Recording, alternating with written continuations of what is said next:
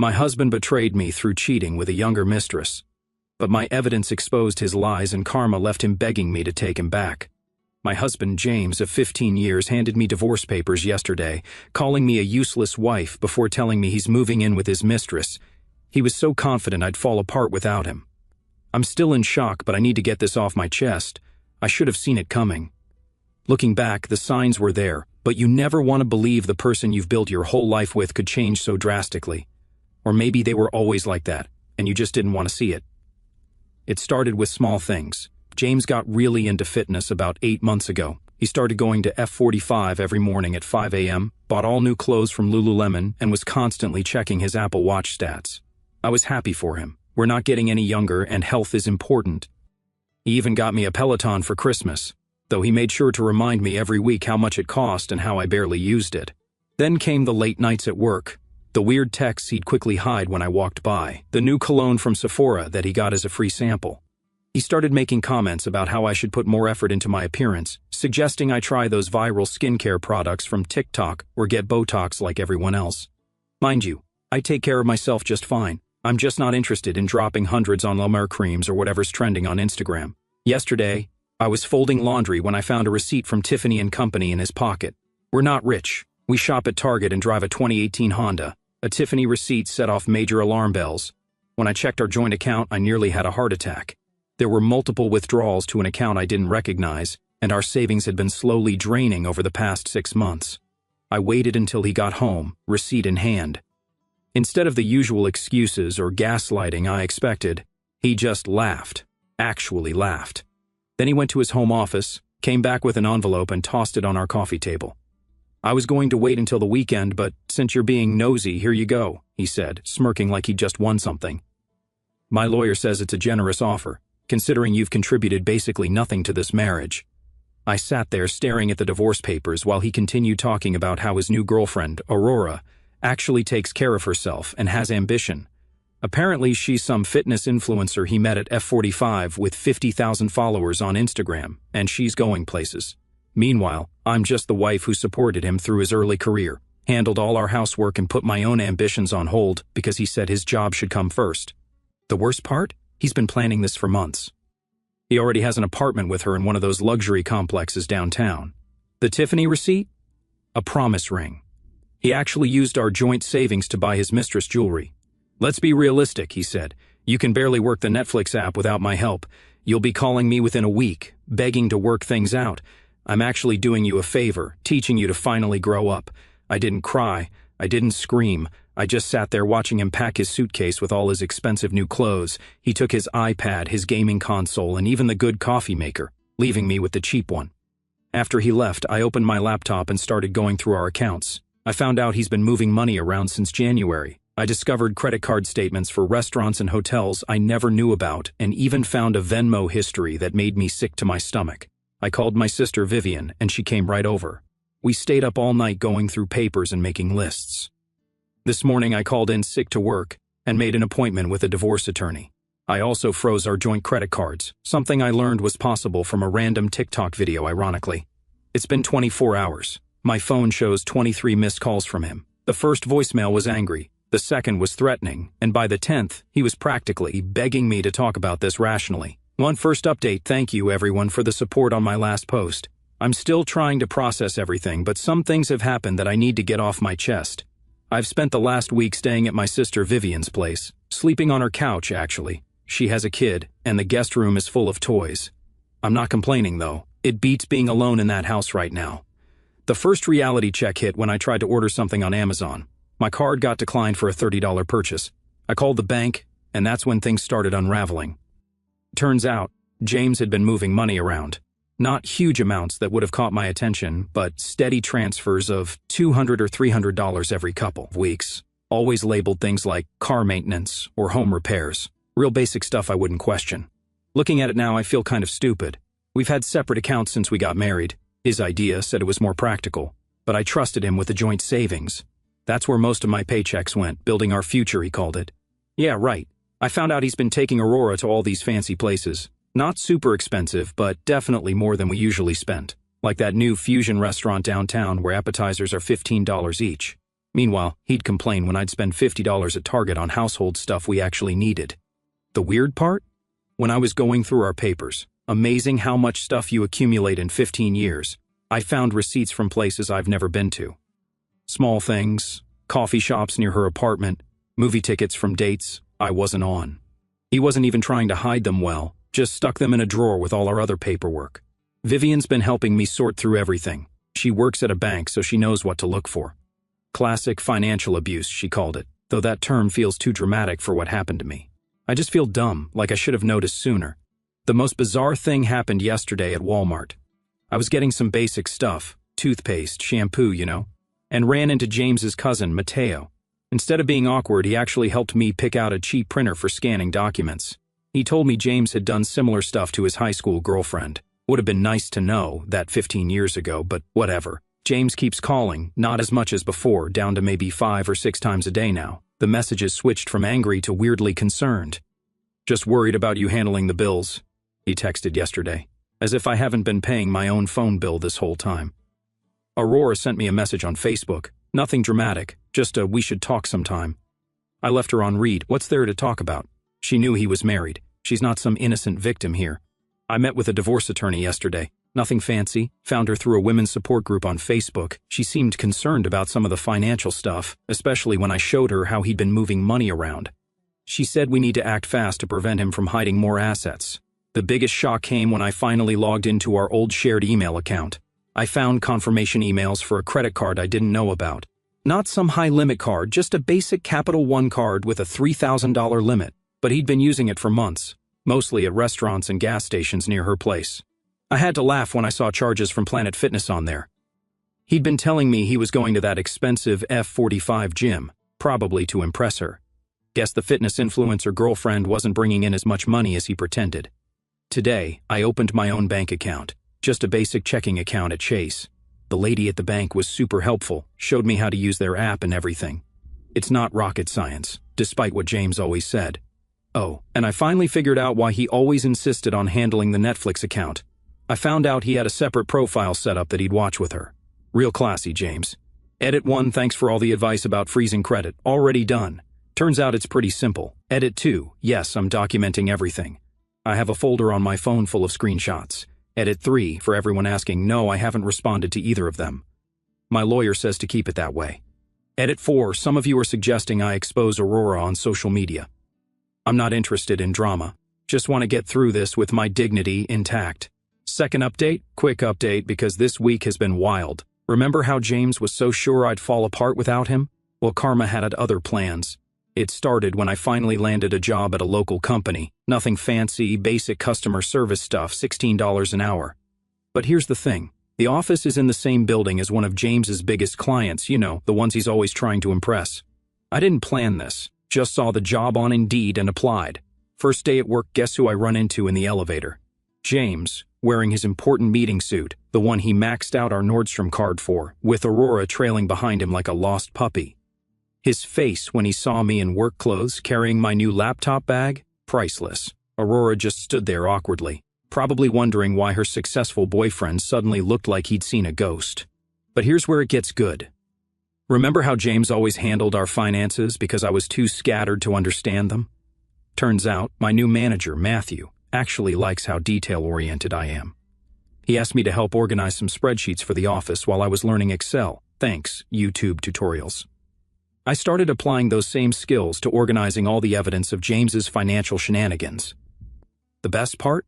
I didn't have to do anything dramatic, just handed over my neatly organized folders of bank statements, credit card bills, and screenshots to my divorce attorney. She actually smiled when she saw how thorough I'd been. "This is perfect," she said. "We won't even need to hire a forensic accountant." James found out about this during our first mediation meeting. He showed up all confident, probably expecting me to be a mess. Instead, he walked into a room where I had printed copies of every shady transaction he'd made in the last year, including the charges from hotels near Aurora's apartment that he claimed were business meetings. His face when the mediator started going through the evidence? Better than any revenge I could have planned. But wait, it gets better. Remember that Peloton he bought me for Christmas, the one he said I never used? I finally logged into the account last week. Guess what I found? Workout history showing him and Aurora using it together at our house on days when I was visiting my sister. Yeah, in our house. I mentioned this casually during mediation, just slid the printed activity log across the table. James actually stuttered trying to explain that one. The real karma hit when Aurora finally realized James isn't as wealthy as he pretended to be. Apparently, she found out he's still paying off that Tiffany promise ring, which, by the way, wasn't even from the actual Tiffany store. I've found the receipt. It's from one of those lookalike websites. How do I know this? Well, Aurora did something interesting. She messaged me on Instagram, but instead of the usual "we need to talk" drama, she sent screenshots. Lots of screenshots. Messages where James promised to buy her a car. With what money, dude? Conversations about moving into a luxury apartment that he definitely can't afford. Even some choice comments about me that, well, let's just say they were going to be interesting additions to our divorce proceedings. "I thought you should see who he really is," she wrote. "I'm done being part of his lies."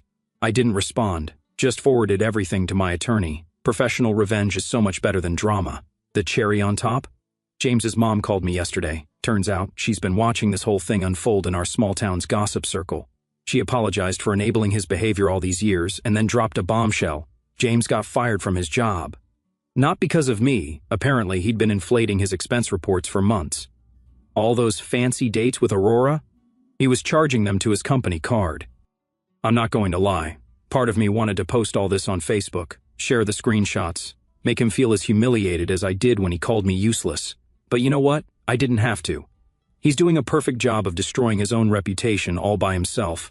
Instead, I focused on making my new little studio apartment feel like home. I bought some plants from Home Depot. They're still alive. I figured out how to mount a TV by myself. YouTube is amazing. And even started learning to cook properly.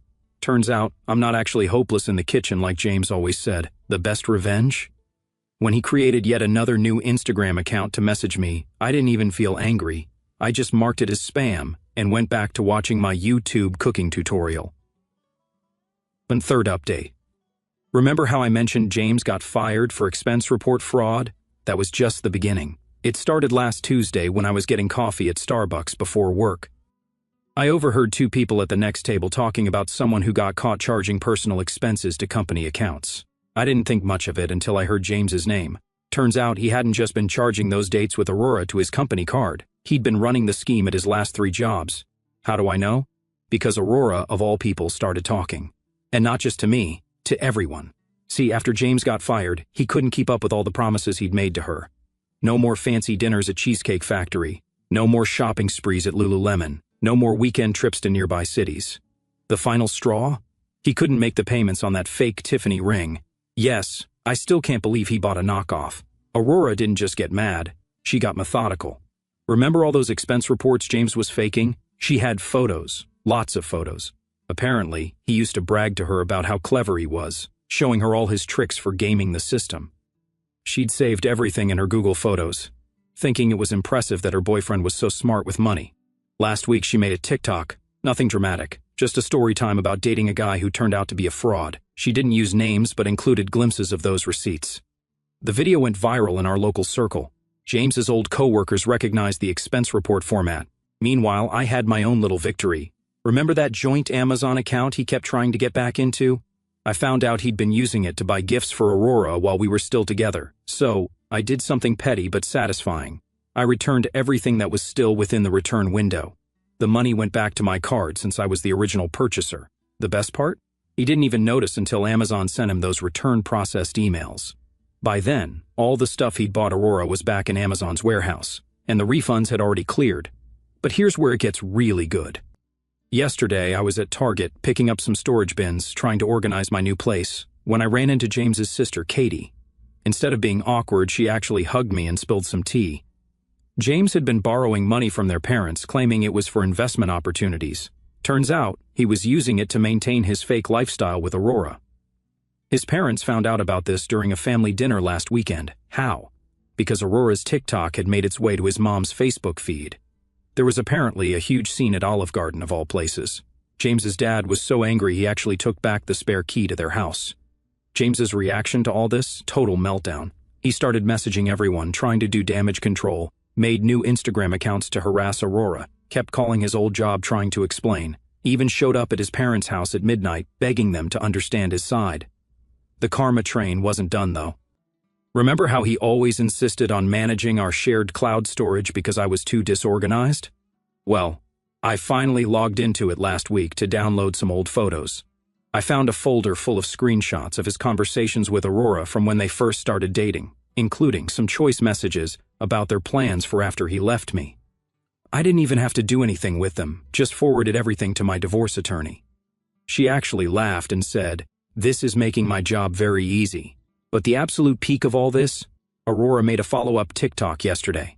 This time, she showed the fake Tiffany ring, complete with screenshots of the sketchy website he bought it from. The video already has 50,000 views.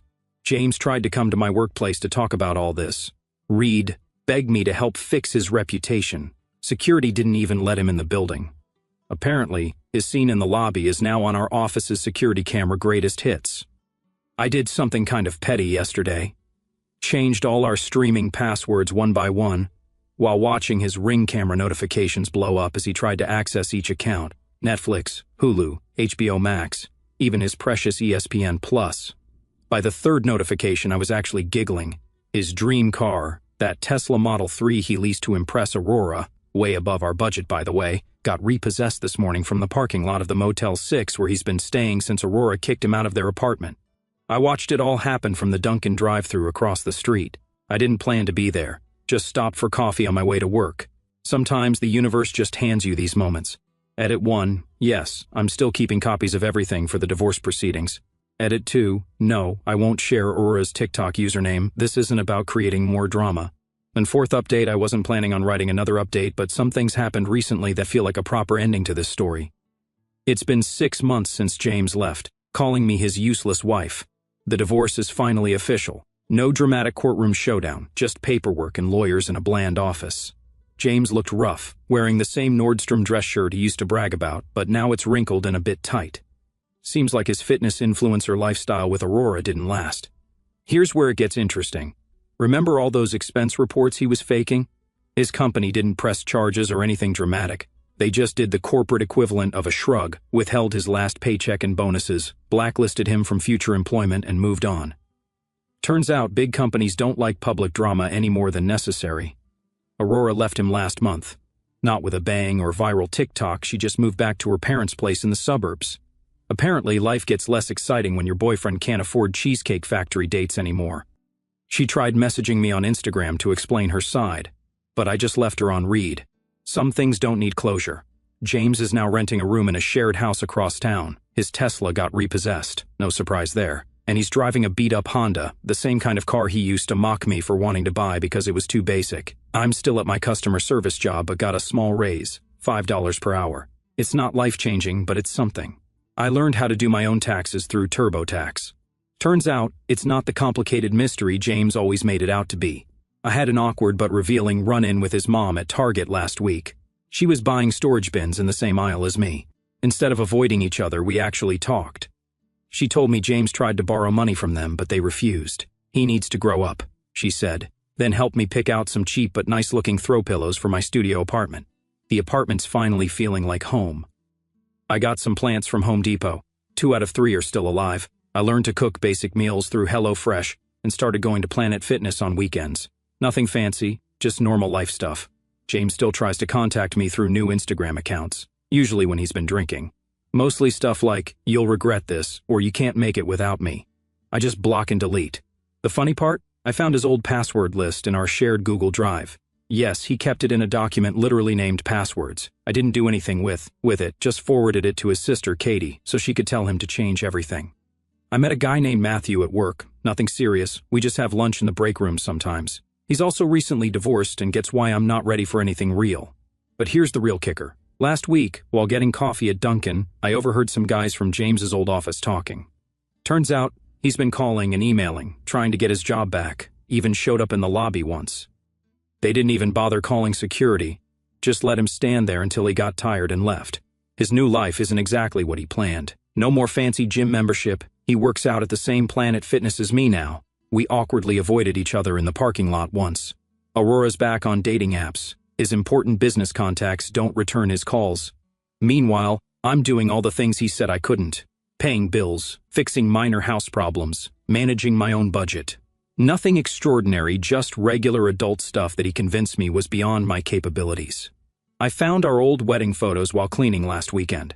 That girl in the photos, trying so hard to be what he wanted. I barely recognize her now. The most satisfying moment wasn't some big revenge scene. It was yesterday at the bank, depositing my paycheck. Yes, I still like doing it in person. The teller was the same one who helped me open my own account 6 months ago when I was shaking and scared. She smiled and said, "You look happier." And you know what? I am. I'm sitting here in my cozy little studio apartment, the one I've slowly turned into a sanctuary with thrifted throw pillows, Home Depot plants that are miraculously still thriving, and a mounted TV I installed all by myself, thanks to endless YouTube tutorials. And it finally sinks in. I'm truly free. That constant knot in my chest, the one that twisted tighter with every belittling comment from James, every subtle dig about my appearance or my so-called lack of ambition, is finally unraveling, thread by thread. The anger that once burned hot, fueling sleepless nights and endless what-ifs, is simmered down to ashes, replaced by this quiet, unbreakable strength I never knew I possessed. It's not the dramatic empowerment you see in movies, it's subtler, more real, like waking up one morning and realizing I don't need his approval to breathe. I'm proud of myself in ways I never thought possible. Proud of opening my own bank account, watching the teller's kind smile as I deposited my first solo paycheck. Proud of mastering Excel spreadsheets at work, turning what James called my scattered mind into a tool that impressed my manager and helped build a rock-solid case for the divorce. Proud of cooking simple meals in my tiny kitchen, experimenting with HelloFresh recipes without his snide remarks about how hopeless I am. It's not perfect. There are days when the loneliness creeps in, when I scroll through old photos and wonder how I missed the signs for so long. The late nights, the hidden texts, the draining savings. It all feels like a bad dream now. But I'm learning, stumbling forward, and each misstep teaches me something new. I'm not scared of the future anymore. I'm excited for it. I'm not the useless wife he branded me as, the one who supposedly couldn't handle Netflix without help or survive without his guidance. I'm not the doormat who put her ambitions on hold to support his career, only to be discarded for a younger, shinier version. No, I'm just me, flawed, resilient, and more than enough. Every small victory, like returning those Amazon purchases he made for Aurora or changing the streaming passwords while ignoring his frantic notifications, feels like reclaiming a fragment of my soul. Watching his world crumble, the job loss, the repossessed Tesla, the fake ring exposed, brings no glee, just a profound sense of justice. Karma did its work without me lifting a finger.